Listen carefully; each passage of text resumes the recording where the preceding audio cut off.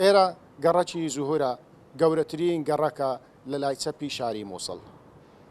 پێش 2014 سەدان نۆهەتی دانیشتوانی ئەم گەڕەکە کورد بوون، بەڵام لە ئێستادا تەنها 15 خێزانی کورد گەڕاونەتەوە بۆ ئەم گەڕەکە. لای چەپی شاری مووسڵ لە 45 گەڕەک پێکهاتووە. پێش داگیرکردنی ئەم شارە لەلایەن تیرۆریستانی داعش سەدان 35 دانیشتوانی ئەو گەڕەکانە کورد بوون. پێشتر ئەم گەڕەکانە هەموو کورد بوون. ئێستا لە 100 خان و یەک ماڵ کووردە. کوردەکان شتا ئێستا نەگەڕانەوە بۆ ناو شار. زیاتر لە 4 ساڵە مووسڵ ئازاد کراوتەوە. تا ئێستا کەمتر لە 105 خێزانە کوردەکان گەڕاونەتەوە سەر ماڵەکانیان لە ناو شاری مووسڵ.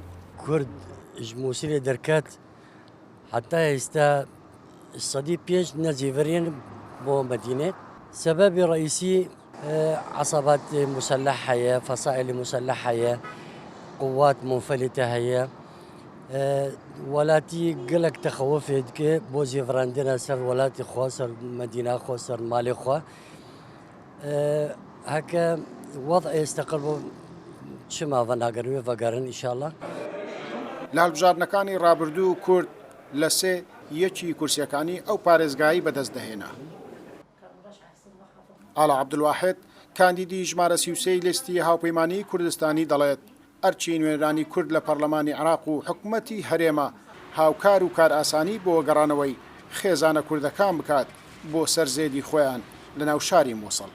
پێش داعش 35 حتا 40% گەڕەکەکانی شاری ئەیسەری مووسڵ کورد بوون.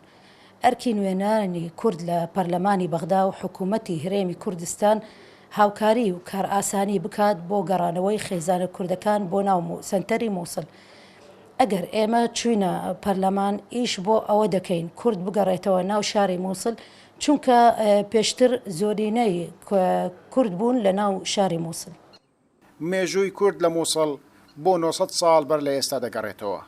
لە سەردەمی سەلاحەدینی ئەیوبی ڕێژەیەکی زۆر لە دانیشتوانی مووسڵ کورد بوون، بەڵام لە ساڵی 2006 تاوەکو 2014 بەهۆی خراپی دۆخی ئەمنی شارەکە خێزانە کوردەکان مووسڵیان جێهێشت و تا ئێستا کەمتر لە 105 گەڕاونەتەوە ناو شاری مووسڵ. گەیلان بۆتانی کورسات نیوز مووسڵ.